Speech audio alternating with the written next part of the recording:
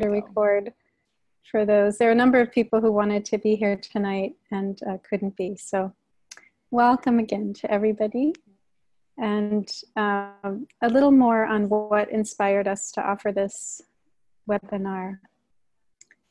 It's really a deep question that I think probably all of us have in our hearts, otherwise we wouldn't be here, which is how do we heal the history of our country, of our families, of our different legacies. And we have to face it honestly. And we can use the tools of our practice of mindfulness, wisdom, and also action, compassionate action. So both Sister Haiyan and I are engaging in ways the Dharma and also mindfulness practice in secular settings can support healing racism. We both recently returned from a love and racial justice retreat in Colorado. This was a retreat that I helped to facilitate with 4 others. A number of you on this call were there. And we were using Dharma practices and practices from other traditions, wisdom lineages, to look at how we can understand our history and heal. Sister Haiyan also was part of organizing a retreat with Sandra Kim for white practitioners, mainly coming from the Plum Village tradition, on healing from internalized whiteness. That was summer of 2018. She's also led online courses with for white people, looking at understanding and working skillfully with whiteness. And this is something that I have been very interested in my life of practice as well for many years, how to provide spaces, how to create spaces where people of color feel comfortable in Dharma spaces, and where all of us can come together and center this exploration of white supremacy in our spiritual communities so that healing can happen for all of us. So that's a little bit on why this webinar, just a few days before the actual celebration of Juneteenth, which is generally on June 19th. So we took the weekend to create this space. So we're going to introduce ourselves. I'll share a little bit more about myself. Sister Haiyan will share a little bit about her.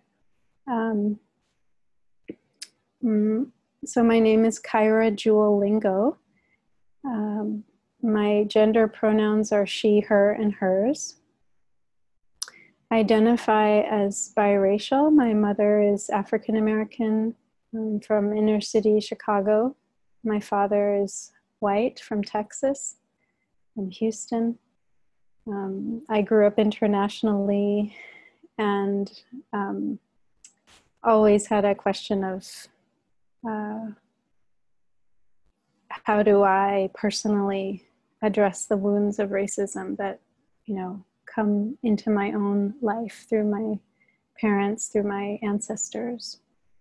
And that was very alive for me in my life of Buddhist practice as a nun for 15 years in the Plum Village community, and in the last 4 years as a lay Dharma teacher. I live in Sri Lanka, in Colombo, for the last 6 months or more, 9 months, and am passionate about sharing this practice and living it and practicing it with others, and especially how it can apply to building community that is serious and passionate about racial healing. So thank you for showing up today. I'm really glad to be here with all of you.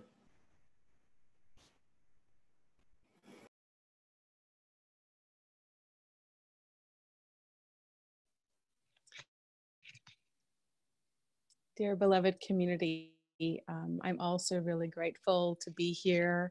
I feel honored to get to be part of this and to get to share. Just to give a brief introduction, my name is Hyen. A lot of you know me as Sister Ocean, also my name. I'm originally from Windsor in Canada, which is across the border from Detroit. It was one of the destinations of the Underground Railroad, so I was raised with that as a source of pride, but I'll share a bit more how that changed. And as a white person and as a queer person, I was looking for myself as to how oppression existed in my life in the world. And the more I looked, the more I saw how race had so much to do with oppression. And so the more I learned, the more I had to do. And for me, Dharma was a way to engage, to deal with overwhelm, to change how I tried to share ideas and practices of transformation, because just being angry and judgmental, which I did for a long time, wasn't very effective. So when I found Thay's teachings, I just knew, and the Dharma in general, that this was a way to manifest what my heart already knew was possible, and what so many other people know is possible too, though the path isn't entirely clear. So that's a little introduction. Thank you. Thank you, Sister. I think you also were going to give a little overview of the call. Thank you. I was just pulling out the notes. So we're going to have this overview. We're going to have a short meditation just to settle our bodies and ourselves. And then we're going to ask to have brief introductions from everyone through the chat box. So we'll explain that when we get there, but just to have a sense of who's together on this call as best we can. And then Kaira Jewel will offer an introduction to Juneteenth. We're going to watch a short video that should come through the screen. And then she will share her own reflections on Juneteenth and its meaning today. And then I will share a reflection as well. And then we will have a break. It'll be about an hour into the call. So there'll be 5 minutes to get tea, go to the bathroom, do what you need to do. There'll be a guided meditation before the break. Oh, thank you. Yeah. Mm-hmm. Sorry, my technology is a little funny today. All right. Yes, meditation and then a break. And then we'll explain the Dharma sharing practice and break everyone into groups. And then have a half hour for small conversations, and we'll have a number of folks facilitating each of the small groups. We'll introduce those people. And then we'll come back for some closing reflections and announcements. And I hope that's enough of a sense of what we're going to do together. And we'll keep explaining as we go. Yeah, that's great. Thank you. Thank you. Thank you so much. And I just want to take a moment, since I mentioned my dad, he's actually on the call, and I wanted to say Happy Father's Day, because I haven't had a chance to tell you that. But for all the fathers on the call, fathers to be, or those who wish to be fathers, Happy Father's Day. So before we, Sister Hyen will guide us in a short settling practice, I wanted to let you all know that you are welcome to take part in the practice of generosity. There's a PayPal link that just was posted in the chat. It goes to my PayPal account, but it'll go for both Sister Hyen and myself. There's also a Venmo, and we also rely on your generosity for supporting ourselves. So thank you for your practice of generosity.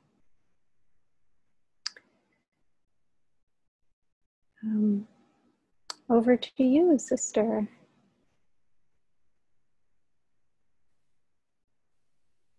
Thank you.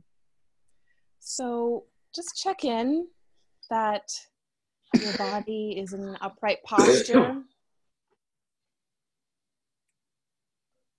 And that breathing can happen somewhat easily. So that might mean sitting at the front of a chair or setting yourself up on the ground.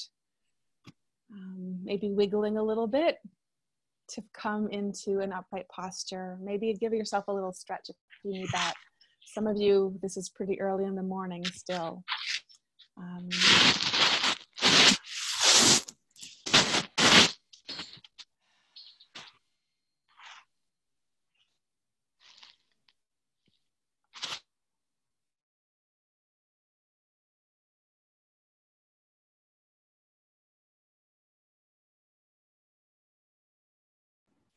Hi, An, you muted yourself, sister. I'm sorry. That's okay. Like a lot of technical troubles. Right.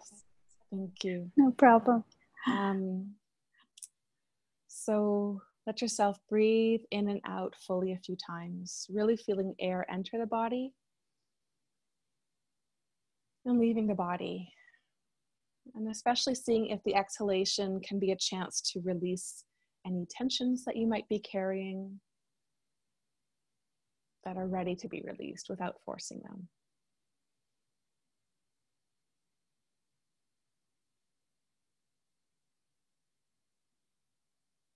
And then let yourself feel the earth holding you up, whether it is through your chair or ground. Feel that heaviness. Feel that gravity is still working, and that whatever structure you are in, underneath that is the earth that is holding all of us.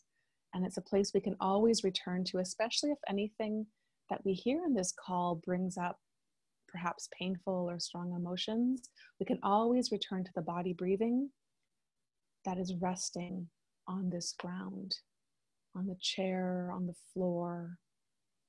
So just get in touch with those sensations so that you can come back to this awareness of body whenever you need it. Sensations of breath moving in and out.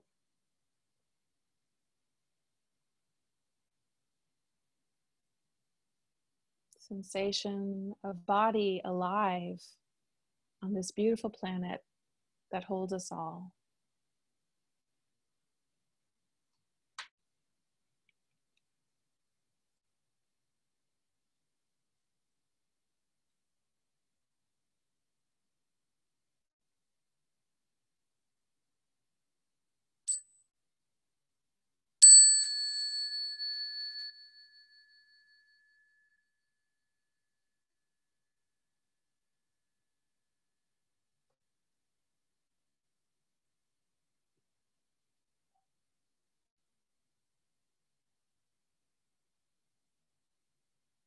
Thank you, everyone.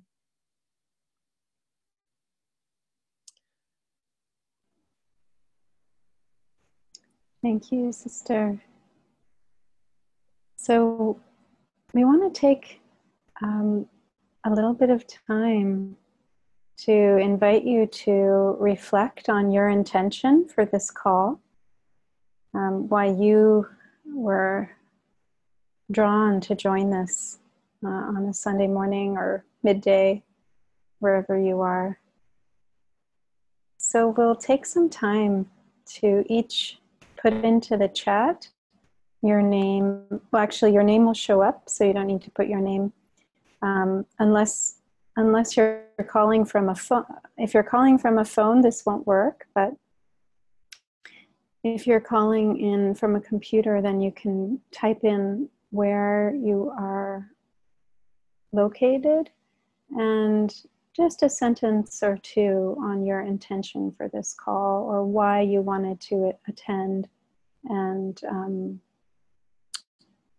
Sister Hai-An and I will take turns reading them out to the group. And so we'll give you some time to share who's here on the call, where are we all located.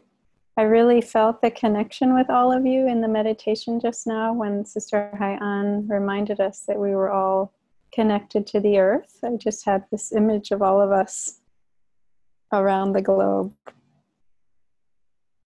connected because we're all on the same planet, even if we're looking at each other through a screen. So it's lovely to get to sense where everyone is, and also a sentence or two about what drew you to participate in this call today. So feel free to type your messages into the chat, and I'll just type the prompt in so that you see that as well.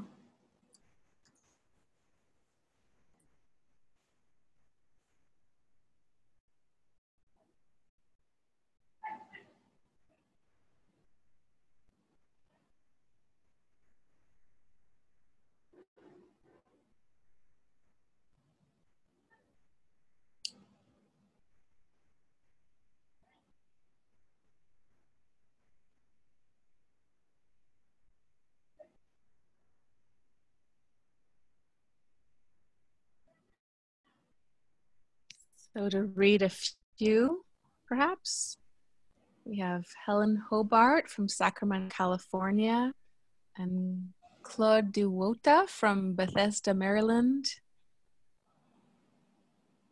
Diane from Seattle, with the intention to bring more awareness to the healing that still needs to happen from racial injustice.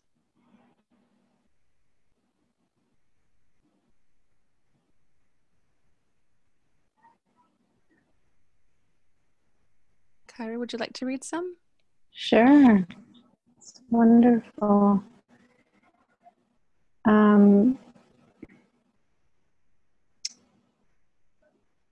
Diane from Seattle, my intention is to bring more awareness to the healing that still needs to happen from racial injustice.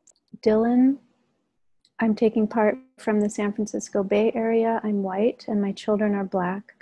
And so I've spent a lot of time the past 18 years thinking about race. I'm always eager to learn more and find ways to connect across racial divisions. Malik, hello all. I live in Fayetteville, North Carolina, retired US Army. The reason why I'm here is I want to see other people's perspectives on Juneteenth. Do you want to read some, sister? We have Jasmine, pronounced she, her, from Deer Park Monastery, Escondido, California, celebrating Juneteenth with my sanghas in the Plum Village tradition. Yay. Curtis R., wonderful to be in community.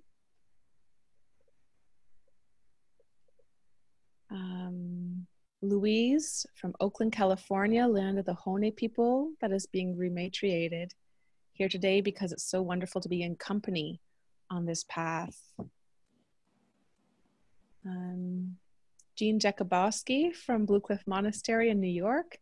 My intention is to have more awareness around racial injustice. And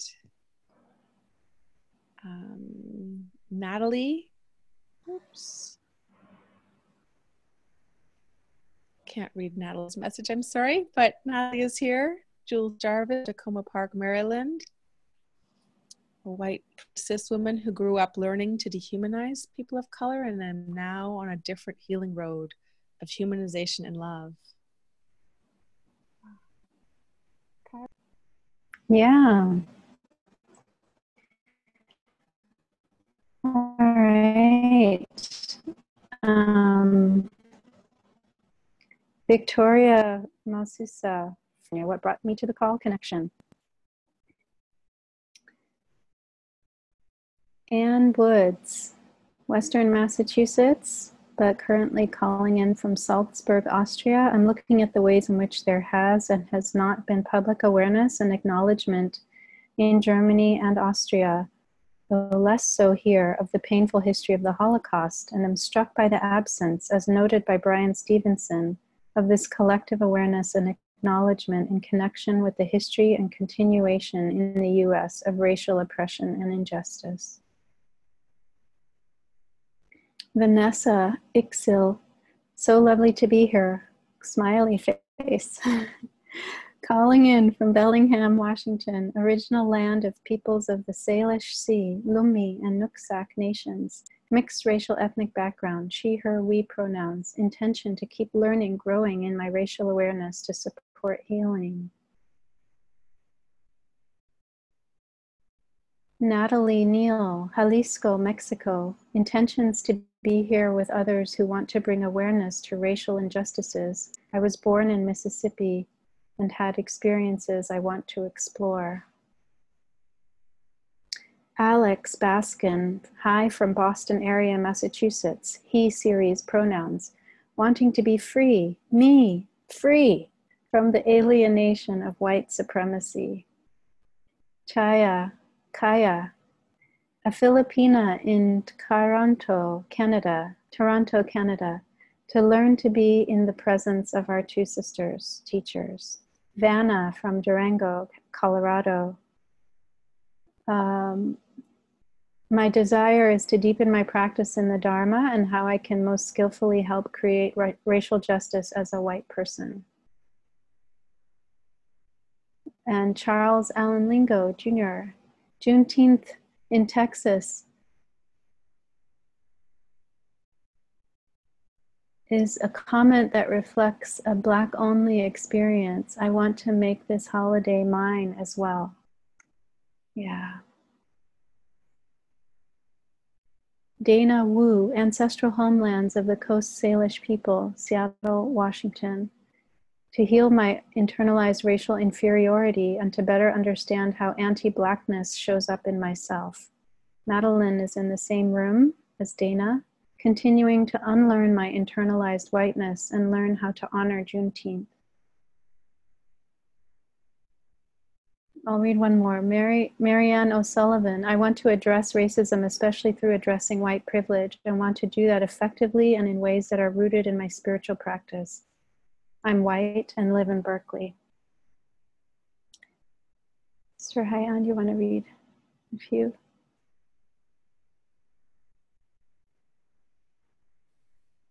Yes.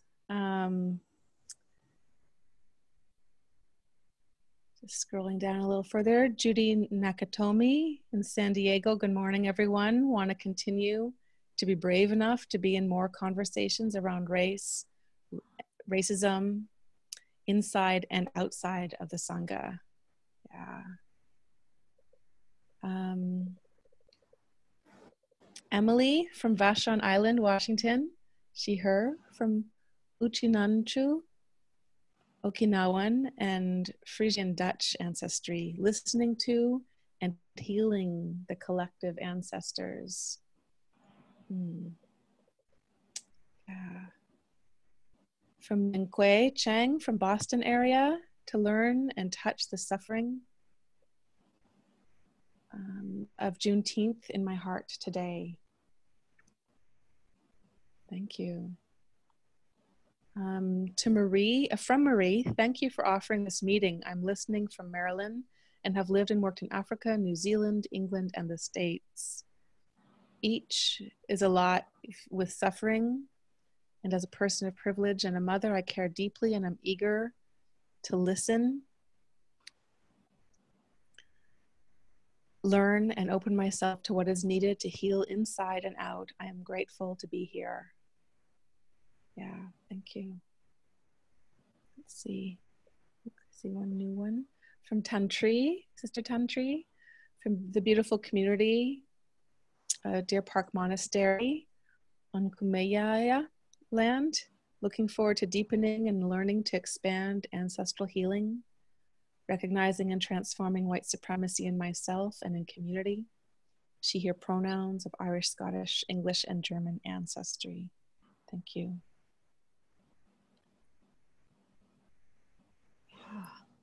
I know we didn't read all of them, but yeah.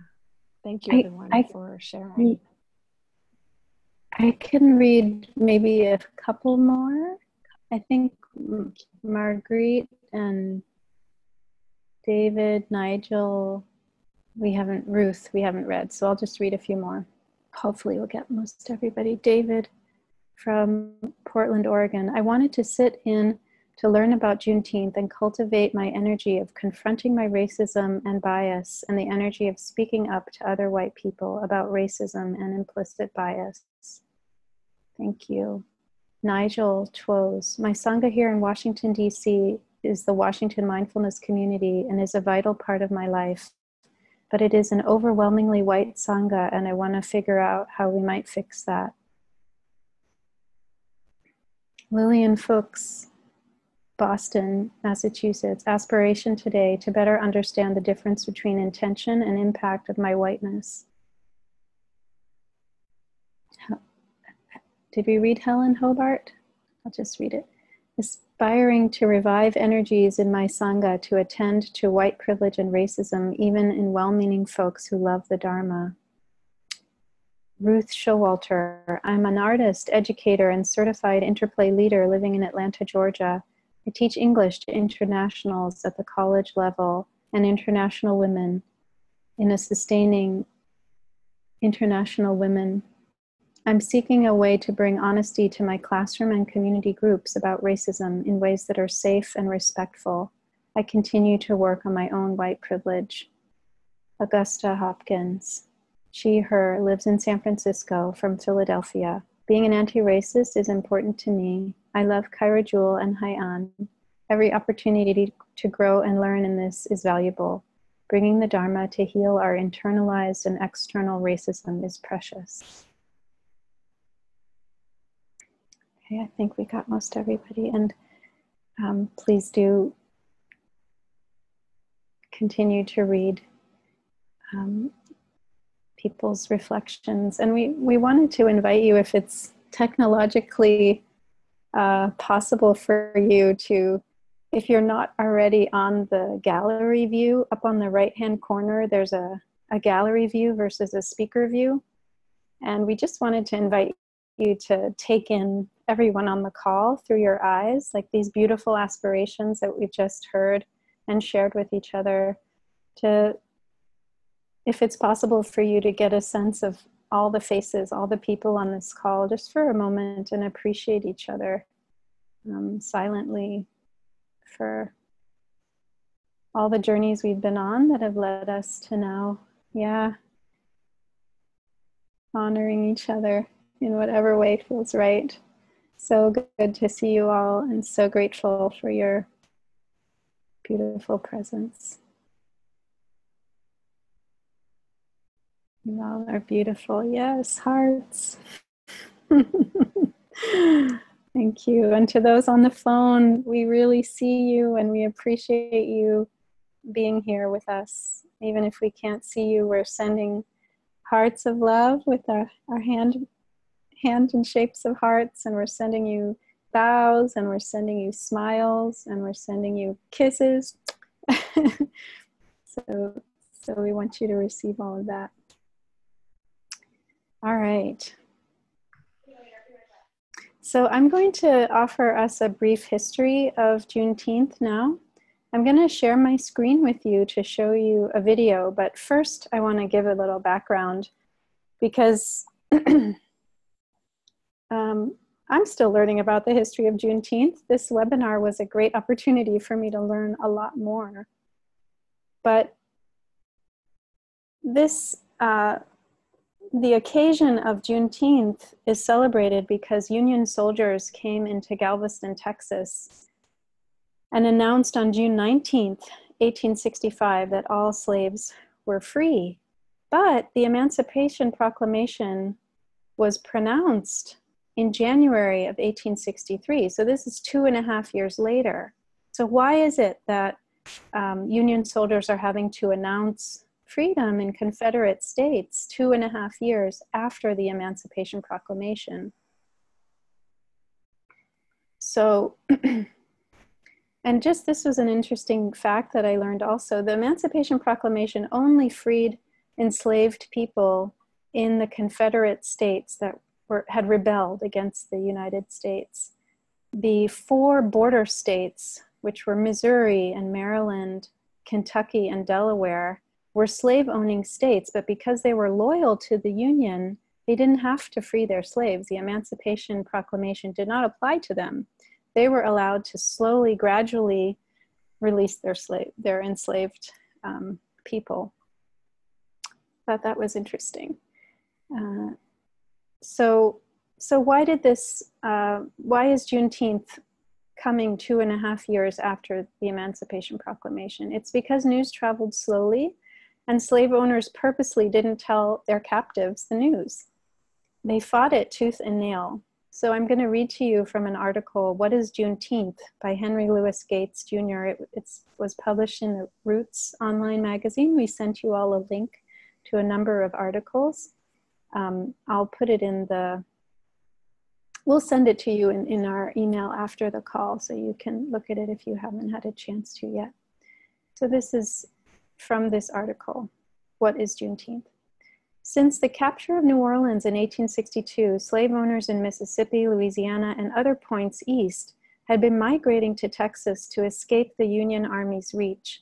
In a hurried reenactment of the original Middle Passage, more than 150,000 enslaved peoples had made the trek west, according to historian Leon Litwack in his book, Been in the Storm So Long, The Aftermath of Slavery.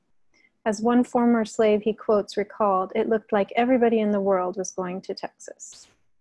So people were escaping having to release their slaves by going to Texas because the Union Army had not yet captured Texas. So there was an exodus to Texas. So here's the video, a 2-minute video of an enactment of this Union sergeant making this proclamation. I'm going to share my screen with you.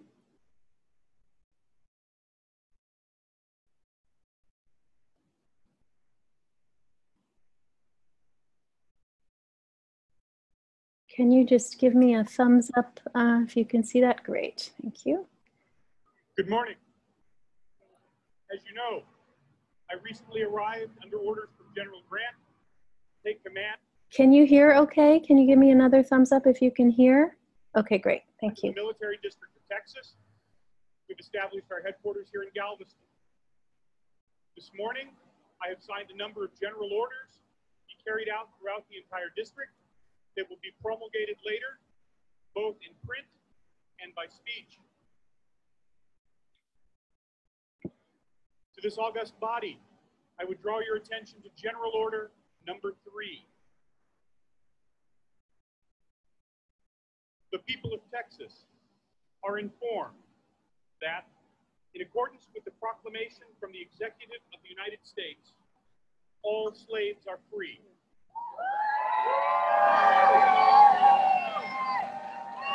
Let me say that again. All slaves are free.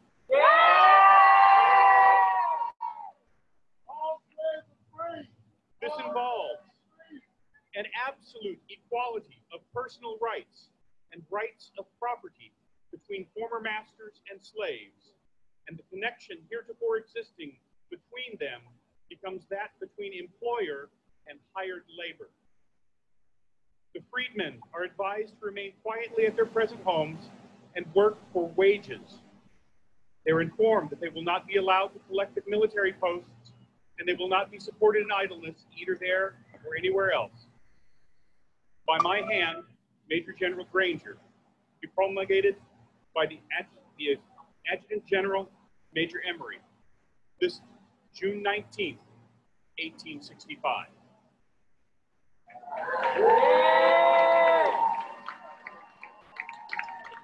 Ladies and gentlemen, the war is over. The slaves are free.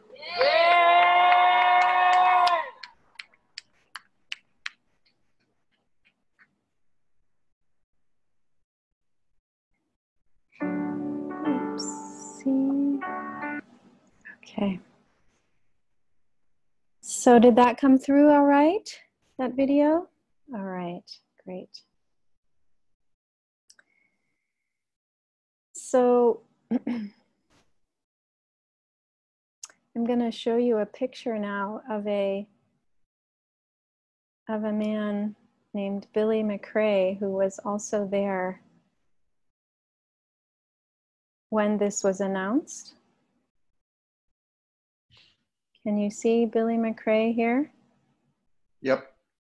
Yeah.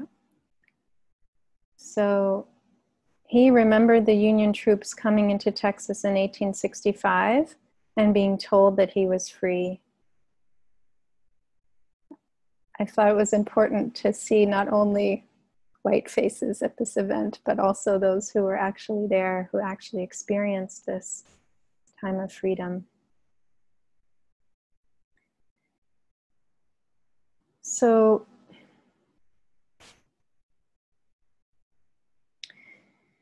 what was interesting in this Roots article by Henry Louis Gates Jr. is that even after escaping to Texas and even after the 1865 Juneteenth proclamation, still not everyone was freed right away. So this is again from this article.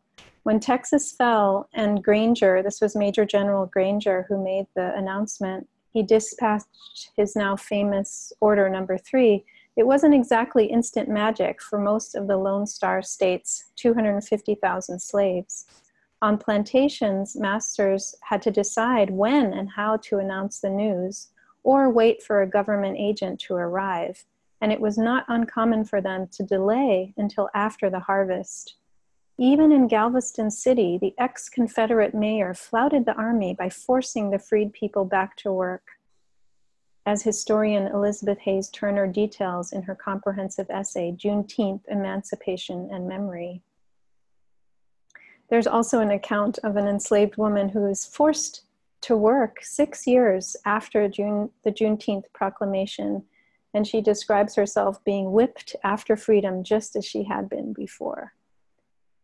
So just a moment to take that in, that, you know, this wonderful celebration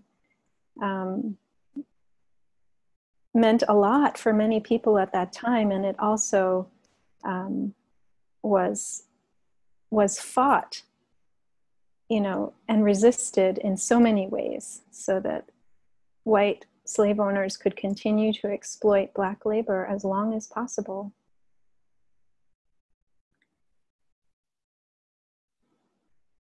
So I want to share a little bit more my reflections on Juneteenth, and then Sister Hai-An will share, and then we'll do a guided meditation together, and then have a break. So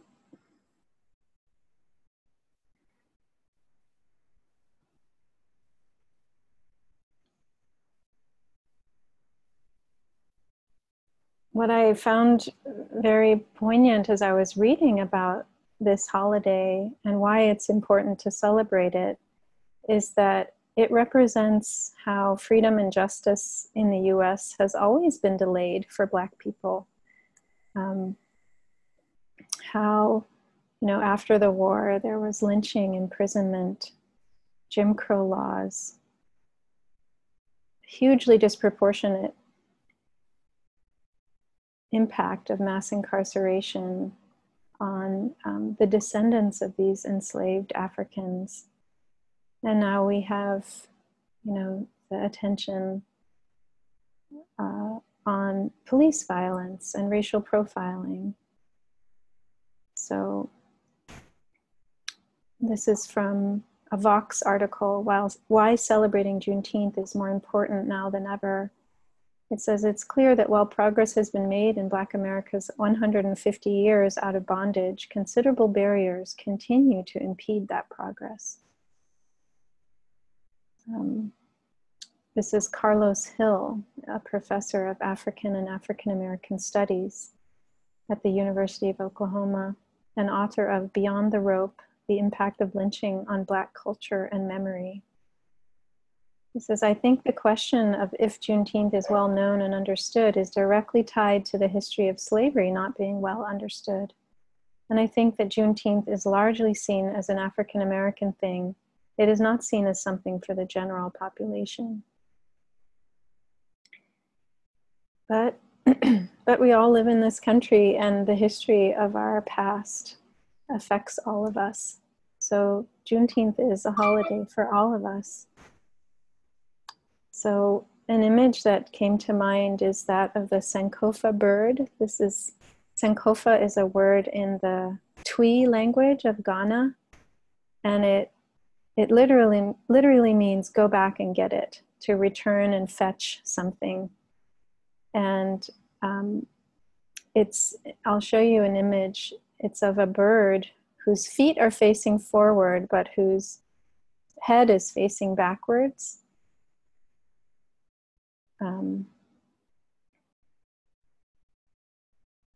Hopefully you can see this. It's a little bit big, but a beautiful picture. The bird is going in one direction, but looking backwards. And it represents this teaching that we need to look back in order to move forward. That we need to go back and own and understand our history in order to move confidently into the future. And even to be who we are, fully ourselves in the present.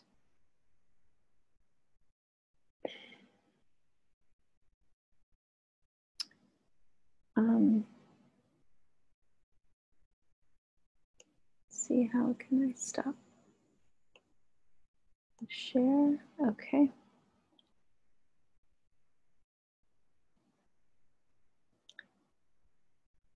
So many of us know Thich Nhat Hanh and consider him a teacher. And he teaches that the present moment contains the past, and that we can heal the past by being mindful in the present. So I think this celebration of Juneteenth is about mindfully touching our past, because it exists right here and now in us, and processing it, metabolizing it together so that it's not a frozen block that prevents us from being fully free. So when I think about the proclamation that we just watched in video, it makes me glad that finally 2 years later people were freed. But there are also two sentences that I found really hard and upsetting, and that reflected the injustice of the time. And these sentences are: the freedmen are advised to remain quietly at their present homes and work for wages. They are informed that they will not be allowed to collect at military posts, and that they will not be supported in idleness, either there or elsewhere. So the first thing that occurred to me reading that, listening to that, was that people were being told they should stay on in a place where they had been robbed of dignity and justice from the moment they were born, from the moment they were brought there. And many people did flee immediately. Not that this was an easy choice either. Some people were shot in rivers as they were swimming across the river to escape, to leave where they had been forced to work as slaves.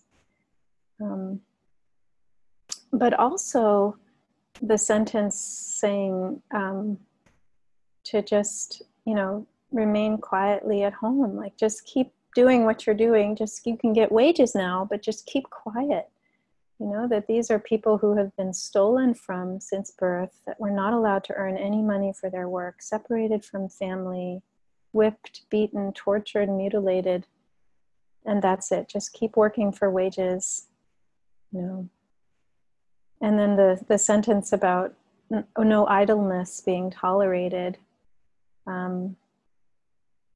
It just occurred to me as I was thinking about, the facts of what happened, that they should have been offered immediate recompensation for the unfair treatment, for the horrific treatment.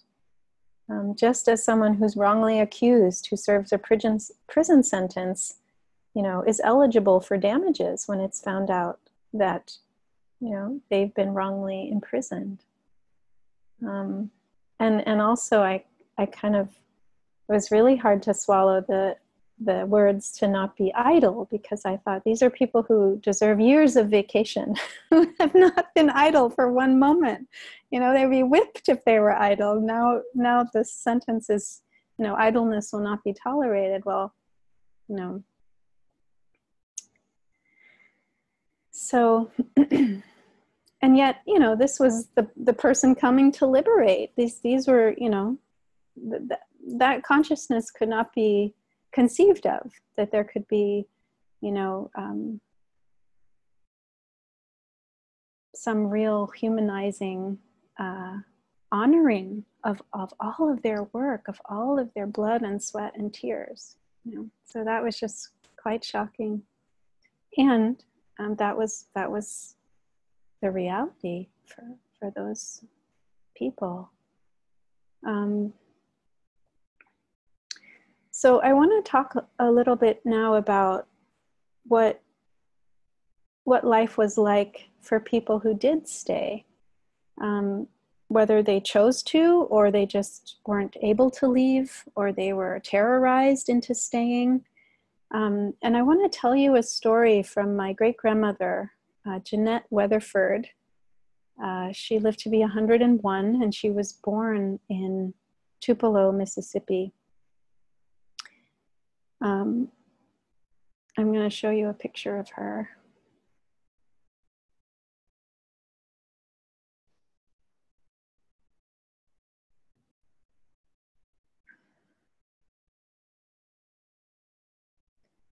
So this is my great-grandmother, Jeanette Weatherford. We called her Mudrow, and that was because one of her grandchildren couldn't say mother. Everyone called her mother, and they couldn't pronounce mother, so it turned into Mudrow.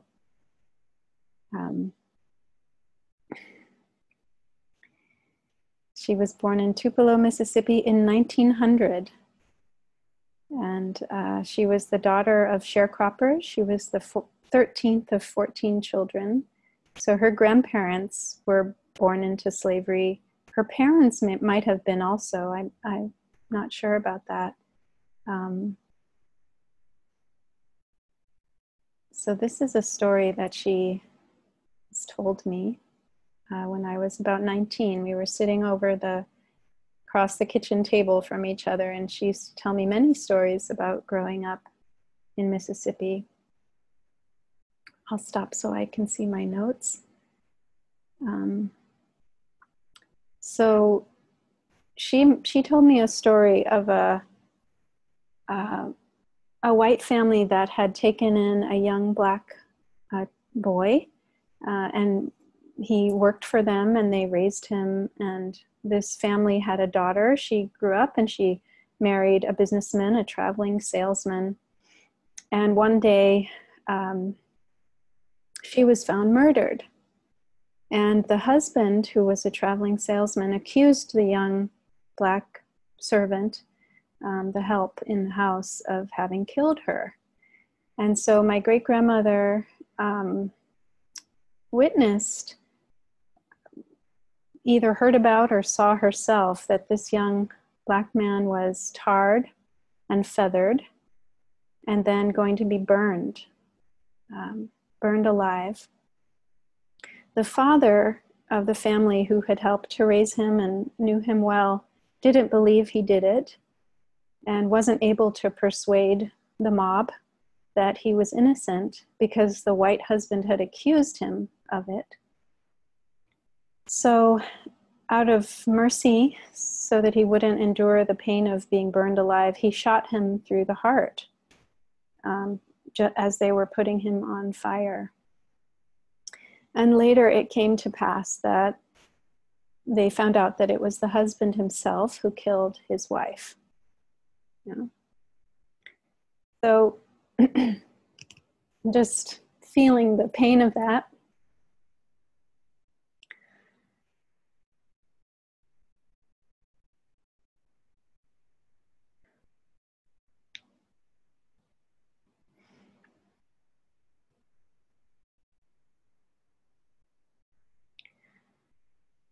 I've never shared this story publicly,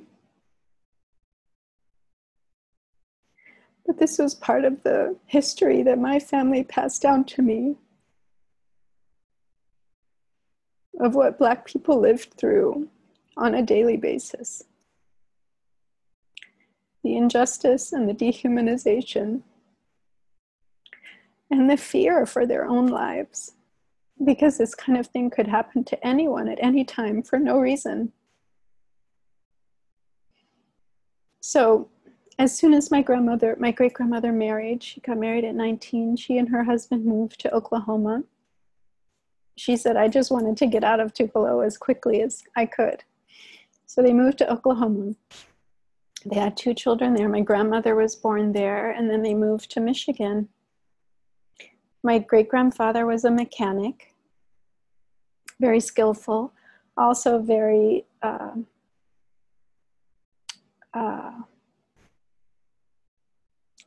he had a way of speaking up for himself. He didn't just take things the way they came. So when he was facing racial discrimination on his job, he stood up to the white men that were harassing him. I don't know the details, but he wasn't just taking it. And so that night, my great-grandmother told me that the Ku Klux Klan came to their homes. They lived in a Black area. They had word that they were coming. So all of the Black people in that area, the adults, they had their guns. They were standing behind, all the lights were out, and the Ku Klux Klan burnt a cross.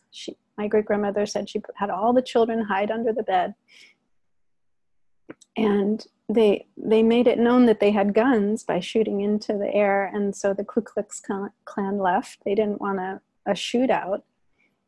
But basically they had to leave Michigan after that. So this is just a story of a Black family that's terrorized in the South, moves to the North, and continues to be terrorized by domestic terrorism, white supremacist violence.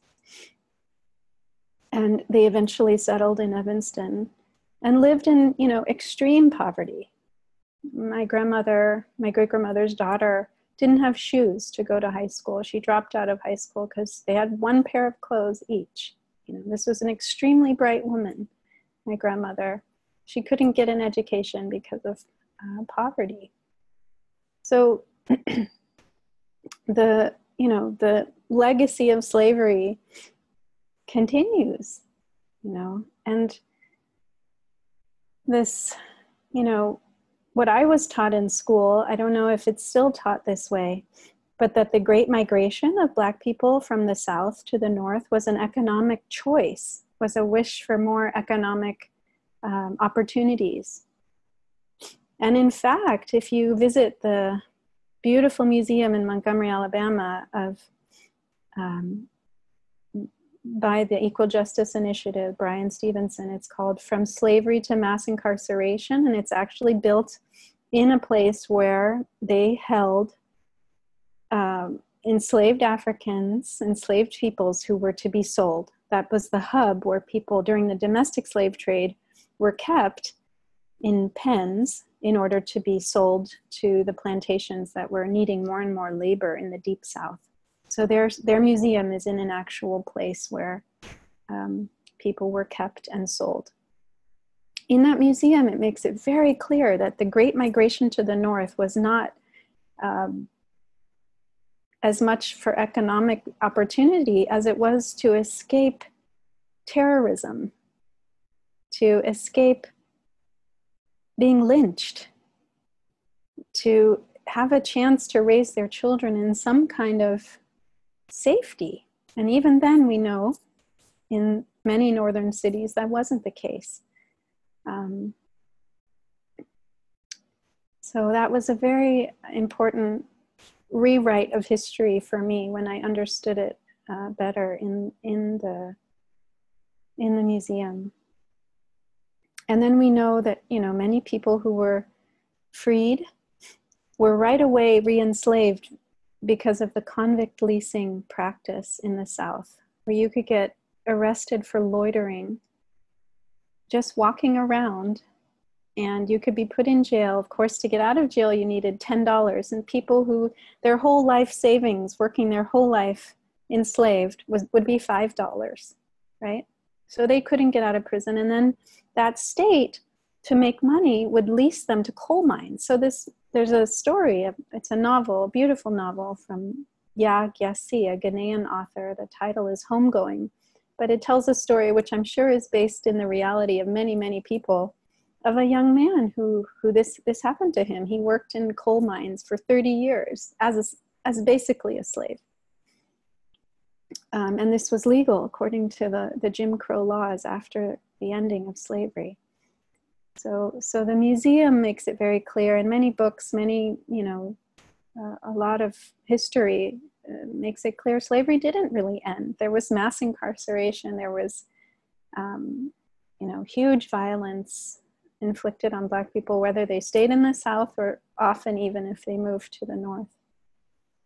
So this trauma, it gets transmitted, right? There's a physical contraction, there's unprocessed grief, there's fear, there's shame that in each generation, after this emancipation, each generation, still Black children, Black adults are not safe from terror.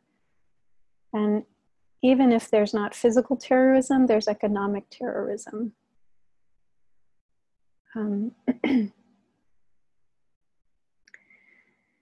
The book, When They Call You a Terrorist, by Black Lives Matter founder Patrisse Khan-Cullors, she reminds us how pervasive racism is throughout the US, even in a very blue state like California, where a human being is killed by a police officer roughly every 72 hours. And 63% of these people killed by police are Black or Latino. Black people, 6% of the California population, are targeted and killed at 5 times the rate of whites. So this is what she says in the wake of the acquittal of Trayvon Martin's killer, this man who killed a young 12-year-old in Florida. She writes, "We have to change the conversation. We have to talk very specifically about the anti-Black racism that stalks us until it kills us. There is something quite basic that has to be addressed in the culture and in the hearts and minds of people who have benefited from and were raised up on the notion that Black people are not fully human." So, as a person of color, as a person with a Black mother, I feel it's very important for myself and for any of us who share in this history as people of color to not see ourselves as victims, and to use the tools of the Dharma to help us to transform, and use the suffering that's been passed down to us for our liberation, for the liberation of our ancestors. So I was thinking about how survivors of other kinds of trauma, like abuse, genocide, that there is a shame to having been abused. But when we go back and touch that and aren't afraid to look at it, it can become pride instead at having survived. And I think again about my great-grandmother Mudrow. She buried 5 of her 6 children. One was as a baby and the others died in their 50s or 60s before she did. She lived to be 101. And still, I remember all of my time growing up visiting her. She had no bitterness for everything that she went through. She was able to laugh and joke, and she teased, and she was deeply loving and expressive of her affection. She was also very mentally clear until she died. And the way she died, she just stopped eating and drinking. She was just ready to go. So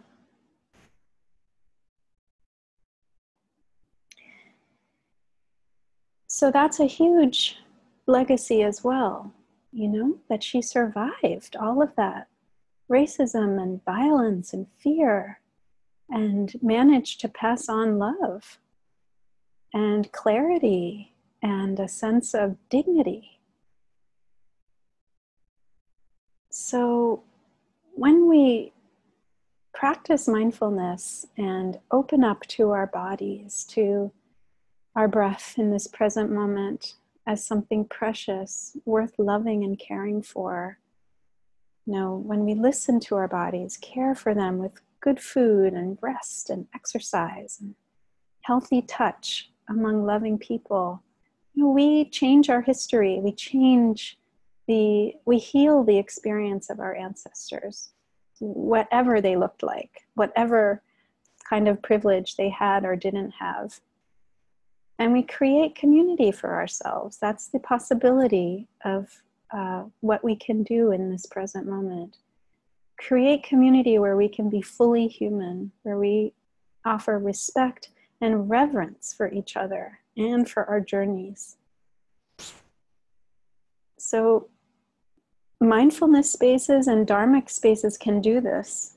They can offer this possibility of liberation, but they need to be informed by an awareness of white supremacy and how it works and how it shows up in dharmic spaces.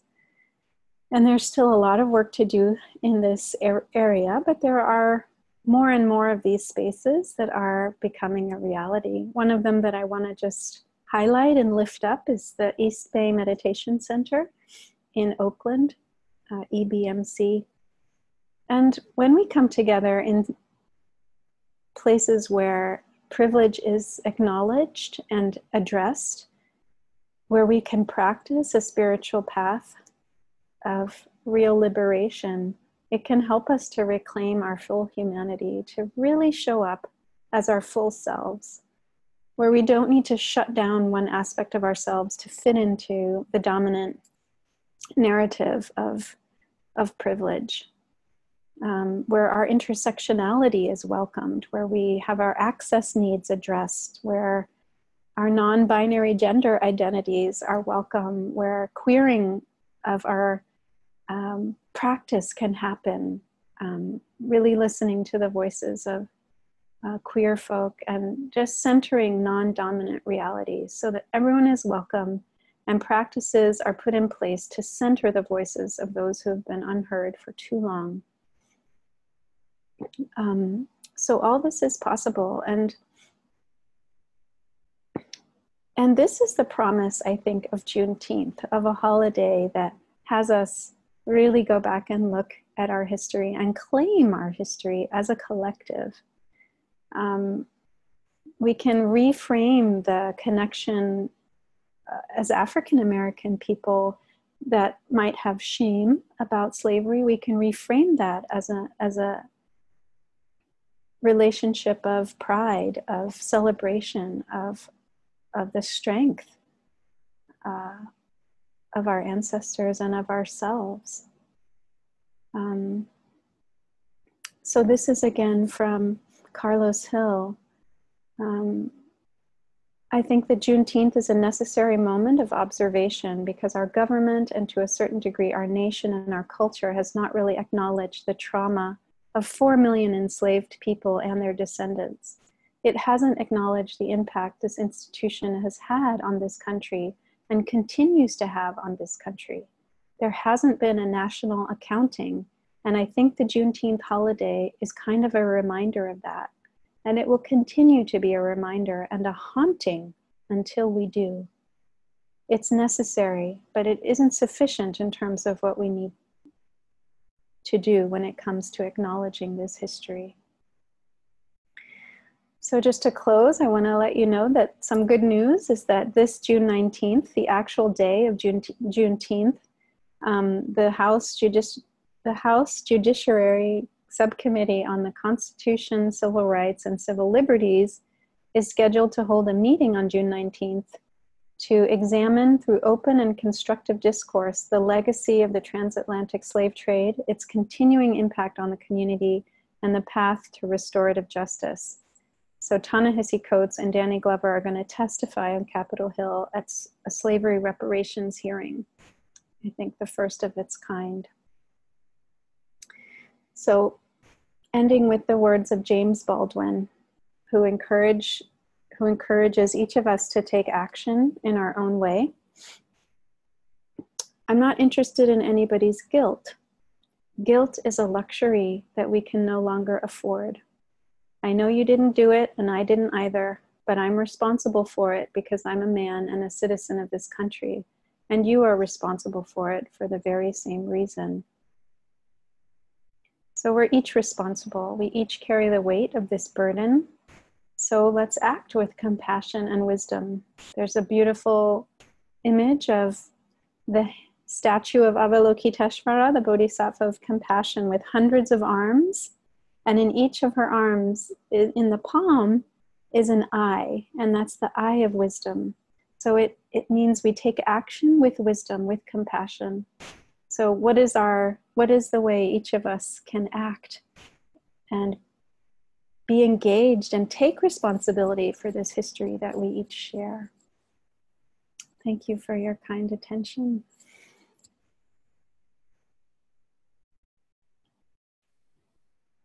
And Sister has asked a wonderful question that maybe we take a break now. We've been together for a little over an hour, so I think that's a good idea. So we'll take a break for about 5 minutes so we can stretch and use the bathroom, do whatever we need to do. And I will, and then when you hear us call you back in about 5 minutes, come on back. I'll put the PayPal link in the chat again for anyone who missed it the first time, and Venmo. And we also thought Can we I would make... play. Oh. Go ahead. Mm-hmm. I just wanted to make a request because it would be helpful for me to check in with Kaira Jewel. So if everyone could just mute and blank out your screen for a few minutes. I'm not able to create a breakout room just to talk to her, so that would be really helpful. Thank you. Okay. How do I blank out my screen? Where there's the little video icon, you just... Got it. Yeah. Yeah. Thank you.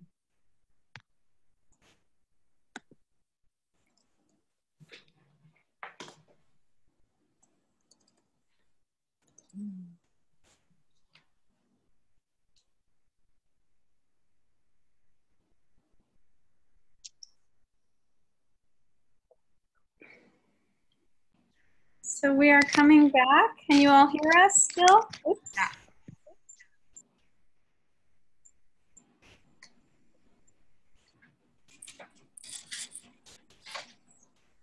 Welcome back.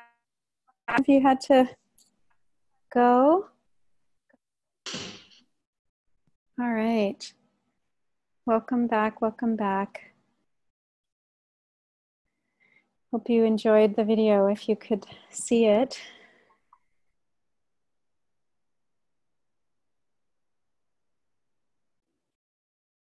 What video, Kaira Jewel?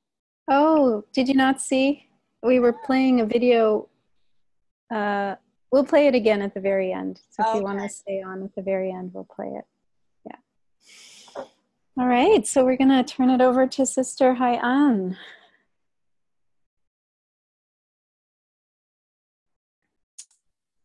Dear Thai, dear teacher of all of our traditions and teachers in us, I must admit, I want to take a few more deep breaths. I was so moved by Kaira Jewel's sharing, and I saw some people on the screen with tears in their eyes and a few different things happening in bodies. So even though we had a few minutes break, let's just take another moment to make sure we're embodied, that we're in our bodies here for whatever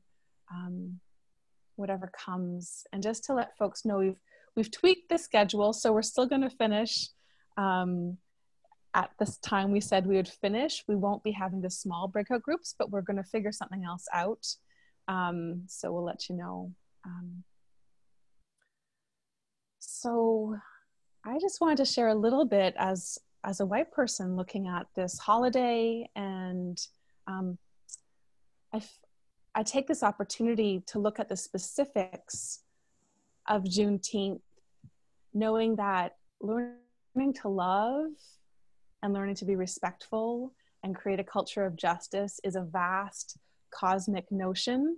that we're all striving towards, but to just try to be in the vastness doesn't really work. We have to focus on specific things.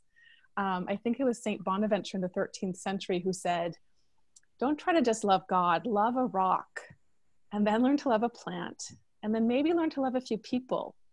And then maybe you'll learn to love God, and you can take that in whatever religious or non-religious interpretation you wish. But just to root in, we're looking at a specific, but we're also cosmic beings beyond the specifics. But if we avoid the specifics, the chances are that we're not really going to be able to access the universal state either. And in the Dharma, we call this the two truths, which is something I find really helpful to ground in, that there is the reality of the day-to-day of injustice, of oppression. Our identities have real impact on our lives. And there's also another level that exists, that coexists, that is equally true, of we're all cosmic beings. We all have Buddha nature, we're already awakened. And yet we don't live it out every moment. So just to ground in that, I find really helpful, and maybe you will too. So as I said in the introduction, being from Windsor is a specific type of Canadian experience. It's a border city, and the river's only a mile wide. My grandpa worked on one side of the border and drove back to the other. When my grandma went into labor, she had to take a taxi across the border to go to the hospital where they had insurance in the days. It's kind of a unique place. And so I was raised with this notion of like, oh, I'm a Canadian. We didn't have slavery here. And folks who freed themselves from enslavement came to Windsor. And then it was actually thanks to a book in Canada called The Book of Negroes by Lawrence Hill that was changed to be called Someone Knows My Name in the States, that tells the story of a woman who was enslaved on their way up to Canada. It's historical fiction, but it's very, very truthful that we also had so much discrimination. We had slavery here, it just lasted less time than it did in the States. And even when folks came here who had freed themselves from enslavement, they were still discriminated against. They didn't get jobs. They suffered tremendously here. And that was a part of my own consciousness raising. And looking at the journey of moving into becoming a white person working for racial justice, there are 3 H's that come to me: heartbreak, humility, and healing.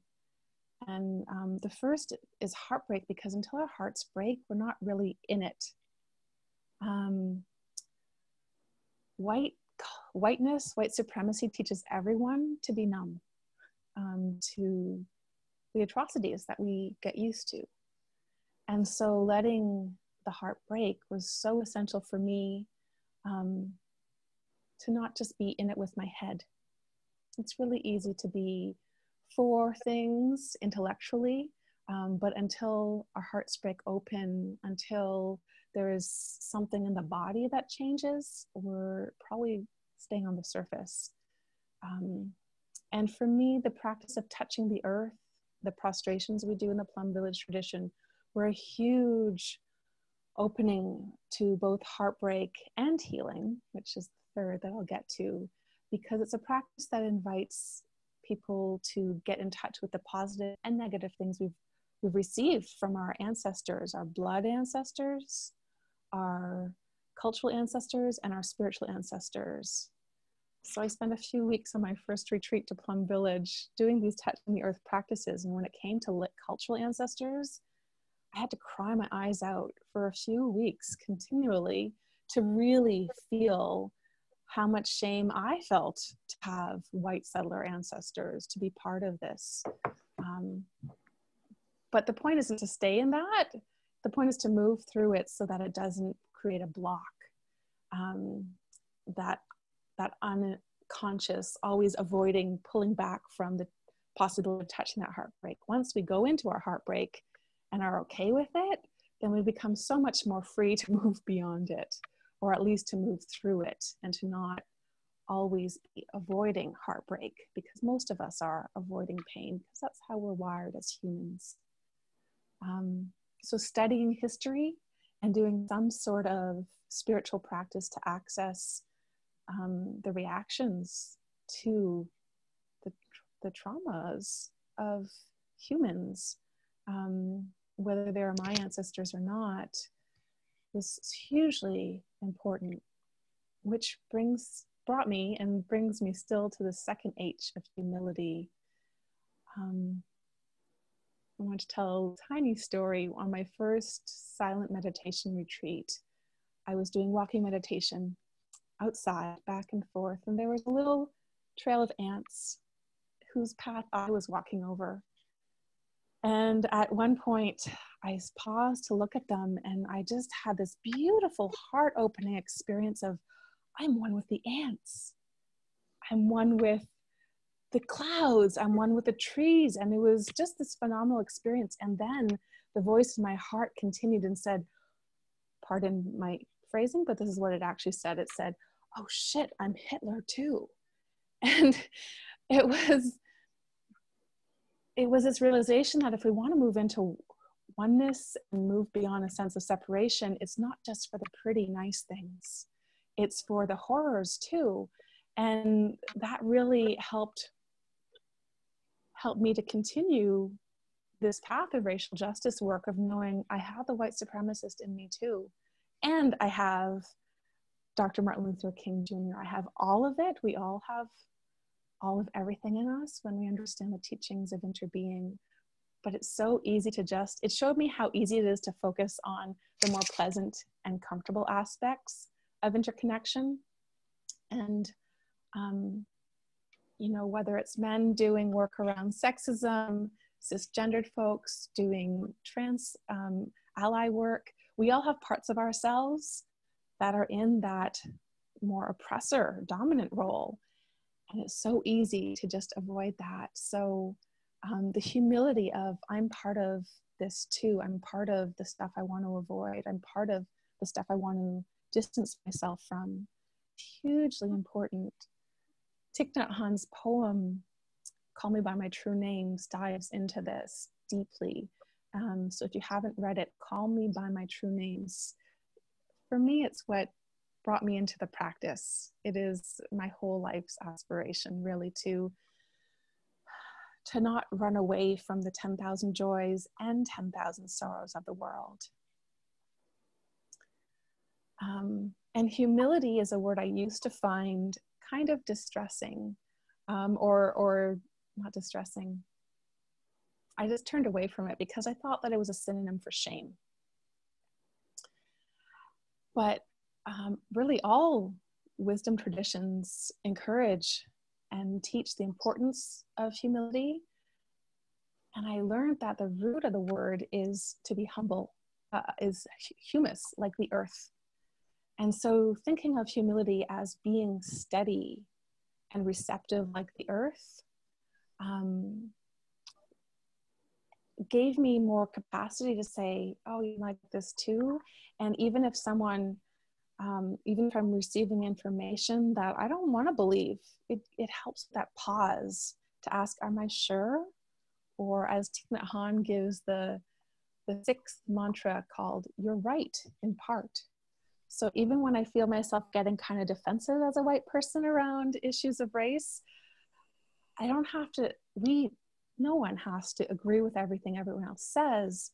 But when we're looking at our role as oppressors in a society, learning to pause with humility and say, you might be right in part, is a huge door of freedom. It allows us to be in reciprocity, in connection. And again, it's a tool that anyone can really benefit from, but especially folks in a position of dominance in society, we really need to learn this. And it brings me to the third H of healing, that this journey of racial healing is for everybody. Even the folks who haven't been as harmed by racism, we've all been harmed. We've lost our histories because being white, as well as many other identities, is about stripping our history. It's about losing culture, losing language. It tends to break down relationships and families. A lot of folks are just left, I don't know who I am, I don't have a culture, and we think it's not important, but there's this underlying anxiety and alienation that's just so pervasive that we all suffer from, even when it's really small, and others have it much more intensely, but we all suffer from white supremacy. So remembering that this is a path of healing, where we're all wanting to create a culture that is free from domination, reminds me that the small things I can do to heal my own spaces of reactivity and defensiveness and inferiority and superiority, and we even say that equality can be a complex if we are thinking of ourselves as separate. Really taking the time to find where all these live in my body, how they react, and not believe them, is a path of healing that benefits not just my inner world, but has a huge ripple effect as to my capacity to be in respectful relationships with other folks, especially racialized folks, indigenous folks, folks of color, folks who are the descendants of enslaved people, so that my honoring of Juneteenth is not merely a celebration that it will be for folks of color, especially of African ancestry, but it need also not be a shame fest, right? Because that, as we had that beautiful quote that Kaira Jewel read, guilt and shame doesn't actually heal anyone. It doesn't liberate anyone, but just to see things clearly, see things as they are. And I offer these 3 H's of letting our hearts break, cultivating humility and a path of healing. I'm speaking as a white person around racial justice, but they're also basic tools for waking up in the world, wherever we find ourselves, whatever our situation is, to become love rebels. That's the phrase that I hold in my heart these days, so that I am rebelling, I am acting against the stream of domination that we're all conditioned in, but I'm coming from a place of love. I'm letting my actions be motivated by love. So there's not one way to act for justice. There's not a plan we're going to try to get everyone to sign up for at the end of this call. There's not even a pledge of action, because there's no one right way. There's so many ways to engage in racial justice work, racial healing work, because it's healing work for all of us. So I just wanted to end with a quote from Ibram Kendi, the author of Stamped from the Beginning. I think it's subtitled The Definitive Guide of Racist Thinking in America, or something like that. We'll also send the link to that. But it's a really amazing book. He's a very powerful teacher and academic. In an interview, he said, "You don't decide only once to be an anti-racist. Instead, it is a decision that circumstances, including your character, will demand you to engage in repeatedly. The mind is complex, and when you think of any personality trait that you're striving to get away from, like racism and change, it's an everyday process."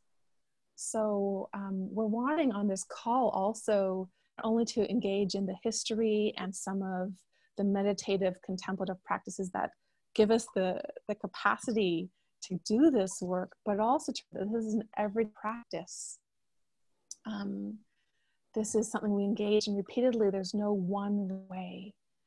But if we cultivate this heart of love, this love rebel inside, and then we just keep asking, how can I engage this? How can I let this be how I choose storybooks to read to my nieces? How can this inform when I speak up at work, when I see something that's unjust? How can this inform the organizations I get involved with?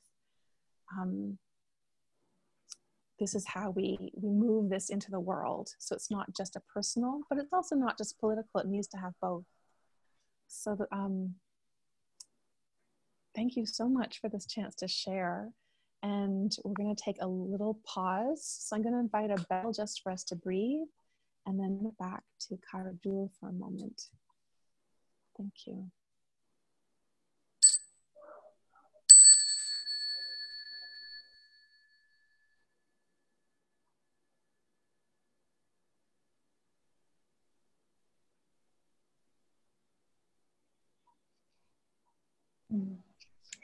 Thank you so much, sister.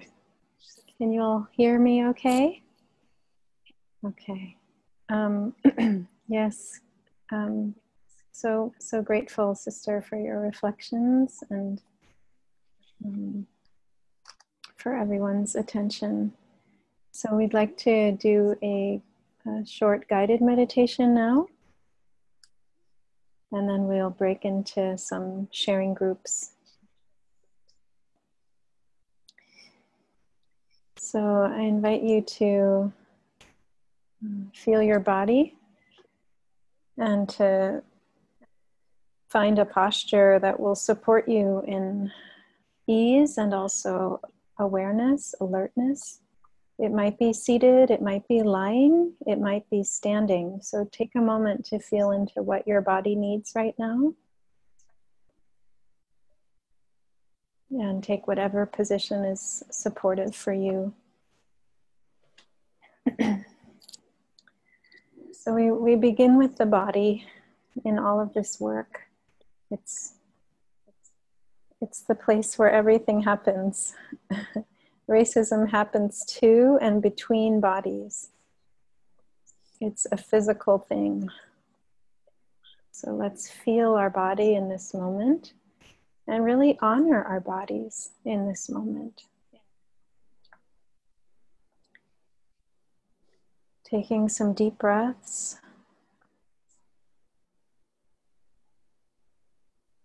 Breathing in, opening to whatever is here in your body, in your mind, in your heart. And breathing out, allowing it to be, giving it space.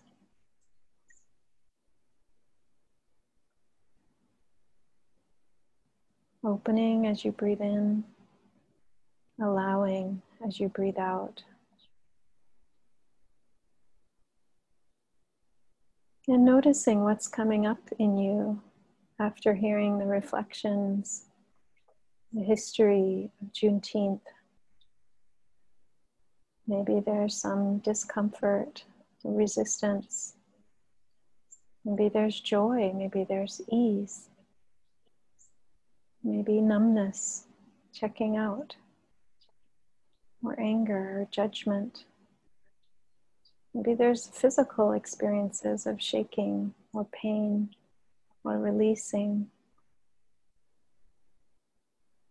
Whatever it is, giving yourself space to welcome all of it, to notice what's there in the body.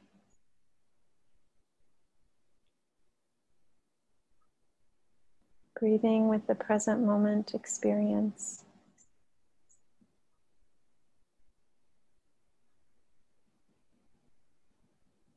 Allowing compassion for what is arising.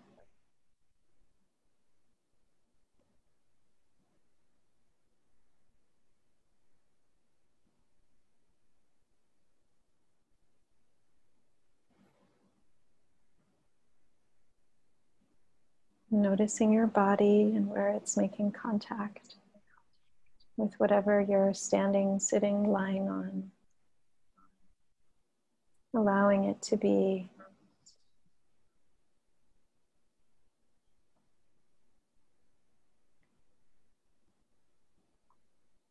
Now I invite you to bring to mind your ancestors, your blood ancestors, but perhaps also adoptive ancestors, spiritual or land ancestors. And land ancestors are those who have built this land that you reside in. Spiritual ancestors are those that have transmitted the spiritual tradition to you that you're a part of.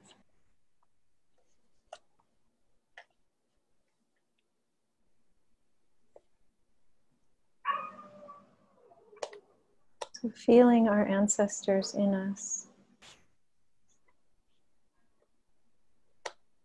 Really allowing yourself to connect to who they are. Maybe even calling some of them by name.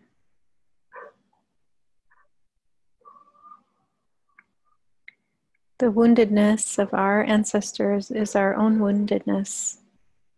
Their suffering is our suffering.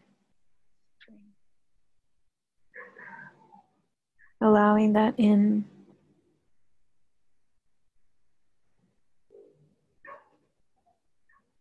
The secrets, the denial, the shame, the unexpressed rage, the unexpressed love, the delusion, the hatred. It's ours. So opening up to that transmission that has come down to us from our ancestors, that we had no choice over whether to receive or not. Just like a stream flows, all of our ancestors flow like a stream into us, and we don't get to choose which parts of them flow into us. All of them flows into us. So feel all of that flowing into you. Also their courage, their ability to persevere and overcome, to stand up for what they believed in, even if it was unpopular and may have led them to risk their lives. That's also our courage, our perseverance, our strength.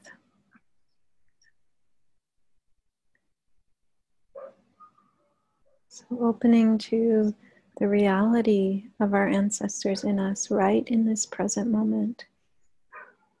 Feel their strength in us. Feel them wanting to heal from the tragedy of slavery.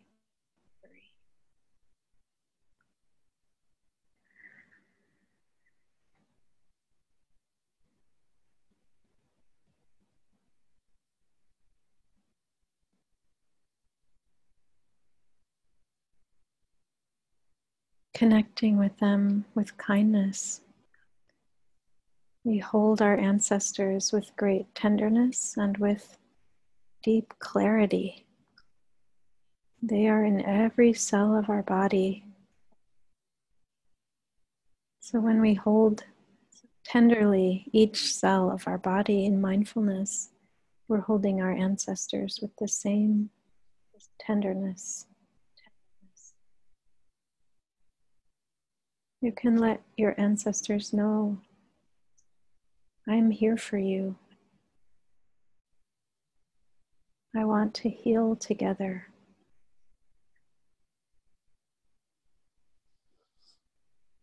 Tell me your stories. Ask your ancestors to tell you their stories. Tell me what you are needing from me for us to heal. I am listening.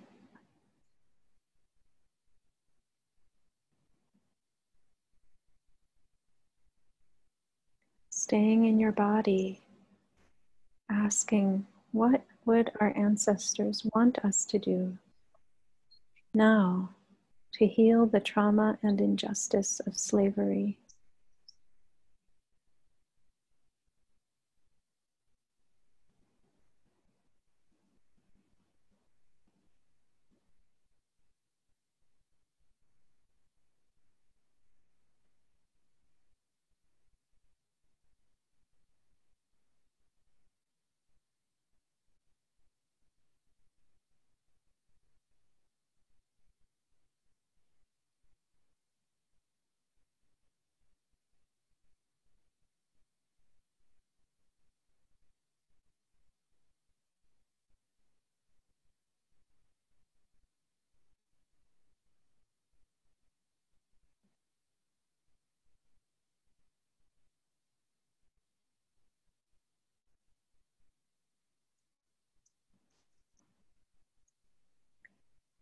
And I want us to reflect also on the nature of the celebration of this day of Juneteenth.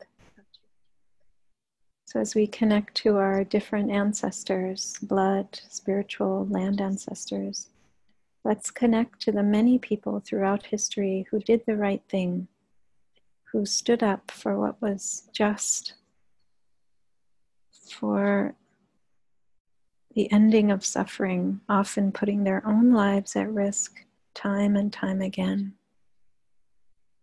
So we call upon our ancestor, our collective land ancestors, Harriet Tubman, Sojourner Truth, Frederick Douglass, the many white people who courageously fought for the ending of slavery, Paul Robeson. Call your heroes to mind of all genders. Say them to yourself. Bring their images to mind. James Baldwin, Audre Lorde, Malcolm X, Cesar Chavez, Martin Luther King, Ella Baker, Angela Davis, Ruth Bader Ginsburg, Harvey Milk, Black Lives Matter activists,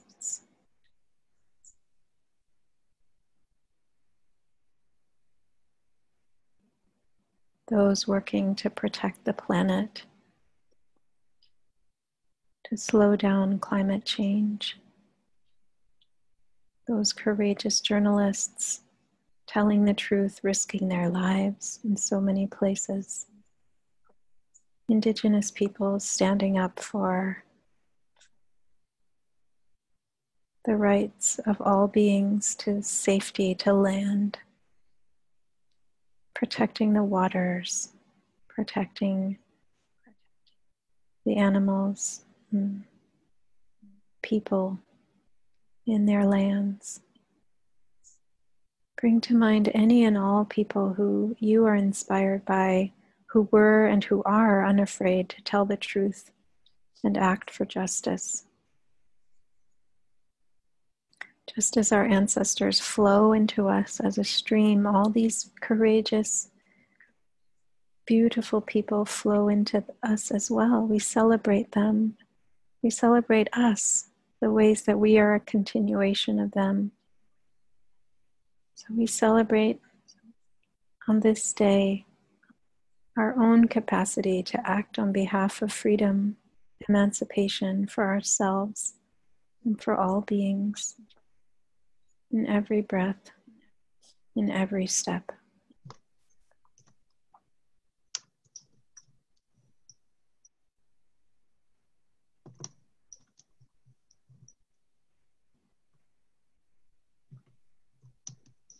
Because we are all streams, and these streams don't only receive from upstream, they also flow downstream, and we do get to choose what comes after us, what we're going to transmit to future generations. We have lots of choice. So we honor and celebrate all of the ways that we are doing our best to live beautifully now, to transform what needs to be transformed from our ancestors, and to pass on the good that needs to be passed on, and to grow it and increase it.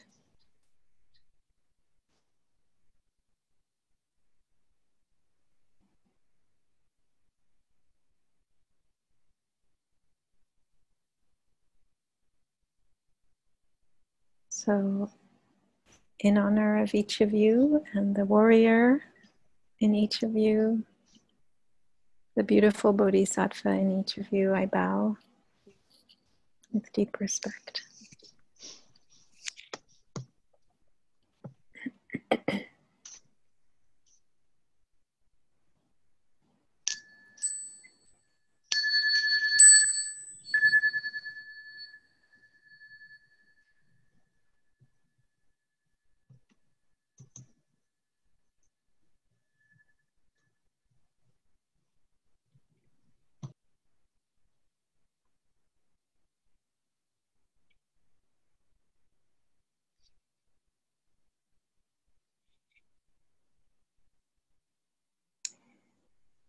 So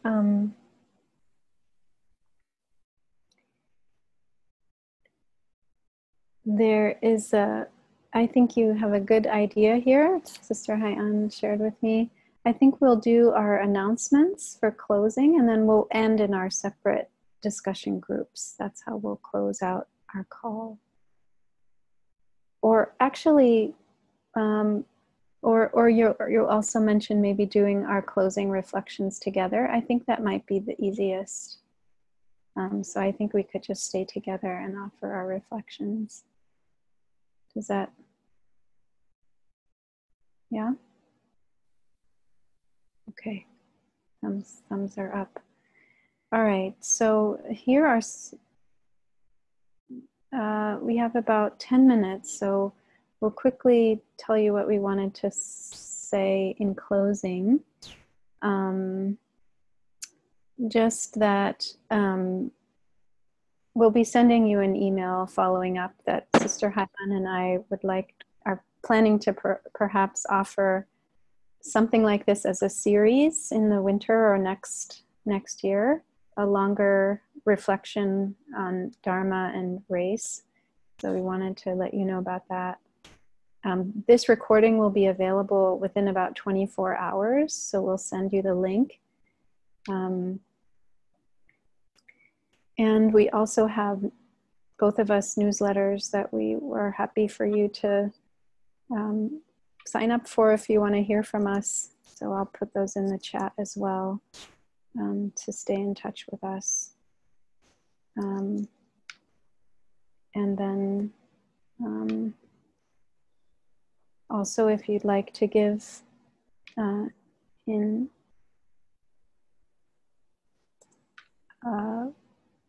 to offer generosity for what you've received, here is the PayPal link as well.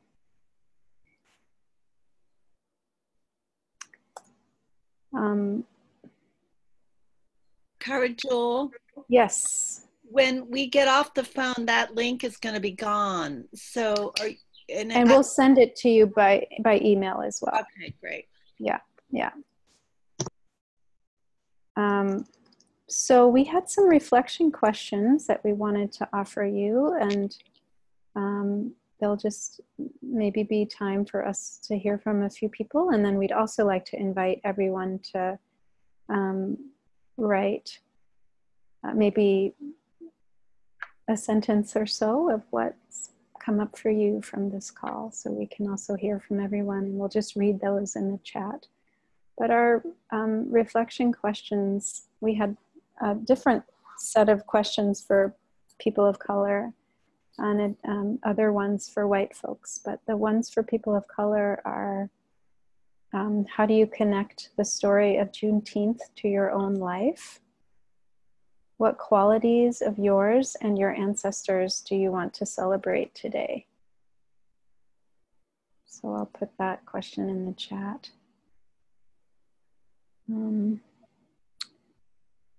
So like for all of us to notice what's arising for us, but then how do you connect to the story of Juneteenth, to your own life, and what qualities of yours and your ancestors do you want to celebrate today?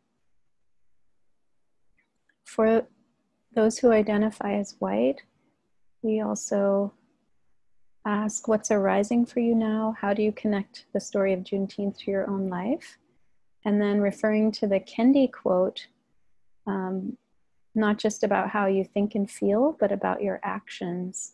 How have your actions perpetuated inequity, and how have your actions, or how might your actions be part of emancipation?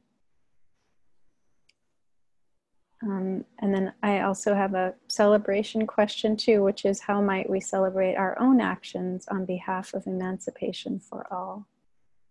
I'll put that into the chat too. So there's a lot of questions. We don't have to answer all of them. Something to think about. So maybe we have time for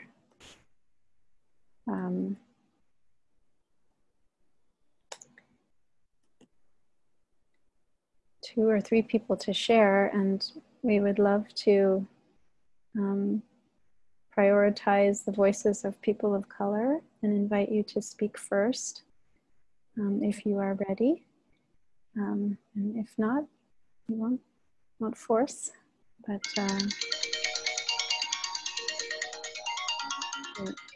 we need to make sure everyone is muted if you're not speaking. But maybe just a reflection of a sentence or two, first from a person of color.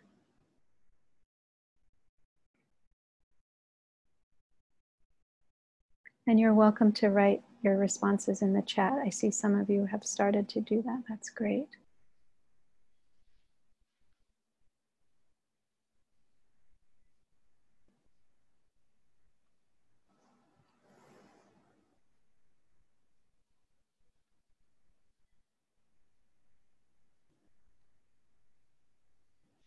Just for those who are maybe new to Zoom, you just find the little microphone icon and click it so that it's white and not red, and that's how you get your audio on. Yeah. Is there a way to type our answers, or would you like to hear them? You can type them, and you can also speak them. And I'm going to read out one from the chat from Kaira from the Philippines. I see that the injustices and trauma of anti-Black racism and slavery on Turtle Island, the United States, have traveled to the colonies as deep internalized racism, desire for whiteness, anti-Blackness in my homeland, the Philippines. Deep pain in seeing this in my own blood ancestors. Thank you, Kaira.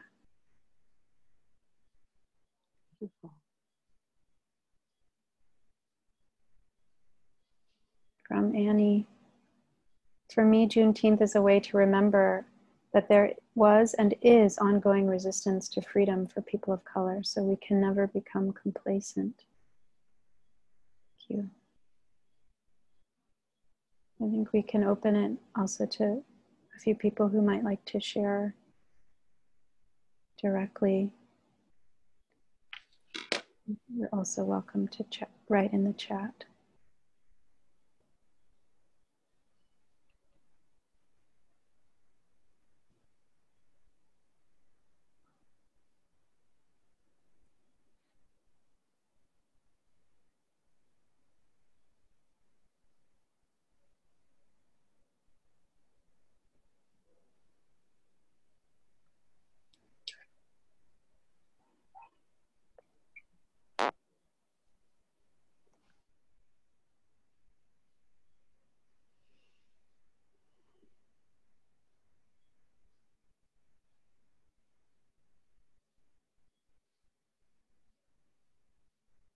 I want to celebrate courage and strength from my African ancestors. Thank you, Claude. Anne writes, feeling deep gratitude and love for all that has been offered here, for all that is to come, and for all who joined the call today. Looking forward to extended opportunities to continue the conversation and the work. It's past dinner time, so she has to sign off. Would you like to read some, sister? From Margaret, I am always just always humbled by my own ignorance and how it has contributed to suffering and watered seeds of suffering in others. I am deeply grateful that I was able to connect to the racism in my blood ancestors in Switzerland, even though it expresses itself differently. I am grateful for a deeper understanding of this way of separate thinking, me and others, in my mother and others. But there is all courage in the lineage that I want to continue. And from Yenkwe, to reclaim the forgotten, numbed story and trauma of my family's, my family's immigration. It's important to rest and to connect. Yeah, thank you. And from Marianne O'Sullivan, this call and Juneteenth make me aware in this moment of the deep cruelty of slavery and the impact in its aftermath. Thank you. From Dana Wu, as a child of parents who survived and were displaced by what many chose to call the Vietnam War, in attempted genocide at the hands of the Khmer Rouge, my heart breaks and celebrates the resilience and will of all Black, Indigenous, and people of color ancestors who struggle for freedom. Yeah, thank you.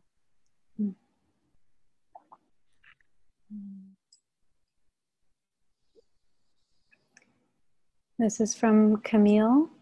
For me to listen, to do the work, and offer love to all. And Linda, my heart is tender and open. Thank you very much for your stories and the reminder that becoming an anti-racist is an everyday practice. Sending love. Joanne Malone. Thank you so much, Kaira Jewel and Haiyan. We all need to stay woke and aware to transform racial injustice and suffering. May we attend the hearing on Wednesday, June 19th on Capitol Hill. Yes! Louise, what's up for me now is great joy that we have been together in this way. I have been on many, many Zoom gatherings addressing racial equity in our era, but this is the first time I've felt held and nourished in the Dharma as a solid support for this ongoing learning and work. I too am reclaiming numbed stories of ancestors who were bystanders to the atrocities of the past, looking back to move forward. Thank you, Louise. Curtis R. What arises for me as people of color is how the deep structural illness of white supremacy was in the consciousness of the Union troops, how the threads continue today, how the suffering of my ancestors are in me and the strength, resiliency is there, how the Dharma offers teachings to light this path. Thank you for this powerful webinar. I feel hopeful and empowered. Alex, broken heart, working on other H's. Thank you. Dana, Ditto Louise, I'm feeling so much gratitude. And Lillian, to everyone, as a white person journeying to be woke, how can I indeed allow my heart to break and then to grieve deep so as to understand how the times I have not grieved, I will often instead flail in white fragility, anxiety, and overwhelm. But grief instead helps me remember that even my fragility is a privilege and not a plateau, there but open to a heart softening around the pain and moving from that into freedom from fragility. And two, joy and gratitude right now for so many faces willing to journey together. Thank you so, so much, all of you. I so appreciate this time with you. It's amazingly intimate, even though we're separated and brought together by this technology. Very grateful for Zoom.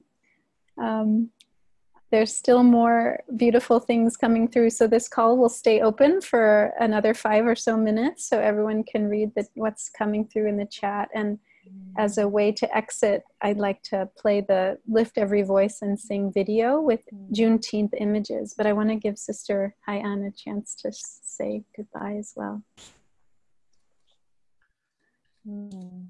Yeah, thank you so much, everybody. Also, I feel so connected and so happy that this has happened. It's a little different than we expected and perfect, and just wanting to really, in Dharma communities, we have a practice of what's called sharing the merit.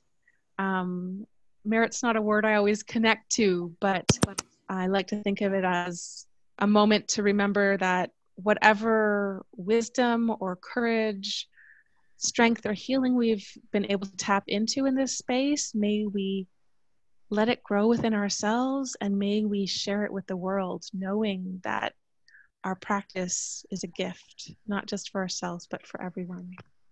So may we share the blessings of this practice and continue this practice. Thank you.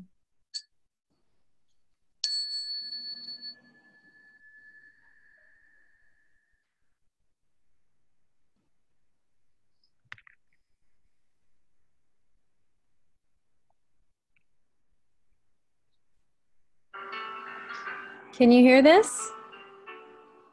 Yep.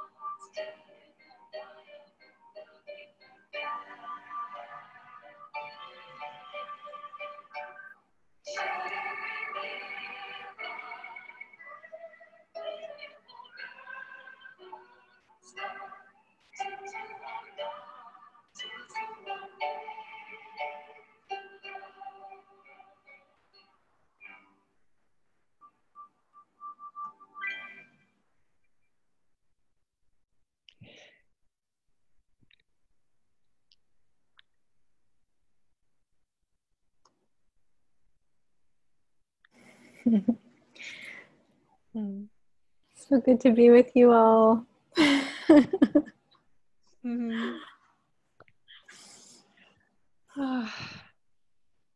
Yeah, you can feel free to turn on your mic and say your goodbyes if you want. Thank you so much, everyone. Thank you so much. Thank you. Thank you. Love you, everybody. Wonderful to see you.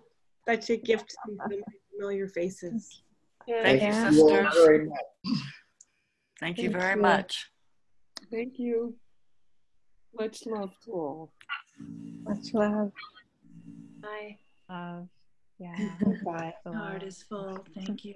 Thank you so much. Thank you. Thank you. Thank you. Much love to everybody. Thank you so much.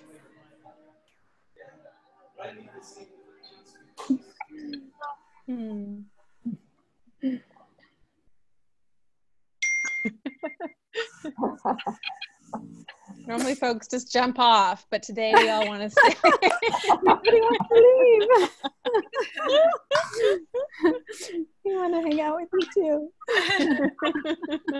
It's so honoring being together. Yeah. And thanks to the facilitators who had offered and were willing to be part of the breakout groups. We didn't have it happen, but thank you. Yeah, appreciate you all. Yeah. Reconnect us to PayPal, please. You want the link again? Yep. Is that what you mean? Okay, I'll send it to you now. I also sent an email last night with the reminder of the Zoom, and in it you can sign up for the newsletters, and you can sign up, get to the Venmo and the PayPal, and so the information has been emailed also. And we'll send out another reminder when we get the video done. Oh, thank you. Yeah. Yeah.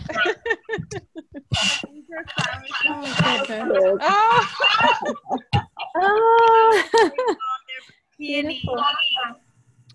Send our love to Morning Sun. Oh, no, you weren't at Morning Sun. Sorry. And to the sisters and brothers in Deer Park. So good to see you. Thank you for being there. Yeah. And to all of you everywhere. Many different places. Beautiful. Thank you. Thank you.